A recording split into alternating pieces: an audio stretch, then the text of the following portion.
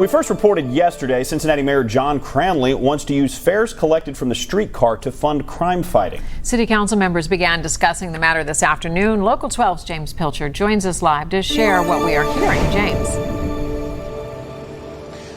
Good afternoon and thanks, guys. Actually, City Council voted today 7-2 to make the streetcar free with no fares when it starts operating tomorrow. That comes after, as you said, Mayor Cranley had suggested they keep the fares in place and use that money to pay for extra police to fight crime. But don't expect a free ride just yet.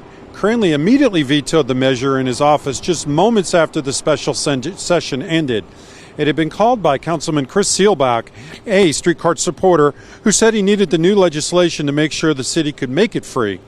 Still, both sides expect the council to override Cranley's veto on this yet again. The council also did not pass Cranley's measure that would have put that money back into the police pockets. Here's what the mayor said after the veto and what Seelbach also said about the debate. Bus riders have to pay a fare to ride the bus. People who own cars have car payments and have to buy gas. And the idea that the streetcar would get a free ride at the expense of the taxpayers, a subsidy, sort of welfare, if you will, it's just unfair on principle. The streetcar will reopen tomorrow with fares, and then after our council meeting, when we overturn the mayor's veto, it will start to be fare-free for good. Again, fares will be in place tomorrow morning. It's about $1 a ride. But don't expect many people to be enforcing that, and expect that to be overturned within the next day or so, making it free. Now remember, the streetcar cost about $150 million plus another $41 million in interest, but it has been shut down over the last couple of months due to the coronavirus.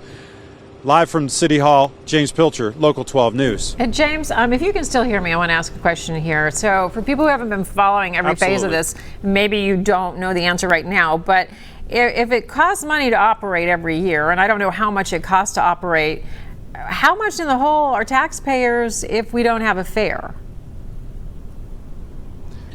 Well, City Council actually appropriated an additional $1.5 million, I think, in January and in the latest budget to make it free. The problem was that the ordinances weren't in place to allow that. So City Council's already kind of allocated that money. The problem is that it costs, I don't know the number off the top of my head in terms of the operational costs, but like people like Seelbach argue that it actually costs more to operate and collect fares than it does to operate for free. So that's the hitch there. Okay. It just keeps evolving, this story. We're going to check back with you. Thanks. And we want to tell our audience, don't forget to check out the latest on this story. It explains a lot of details on our website at local12.com.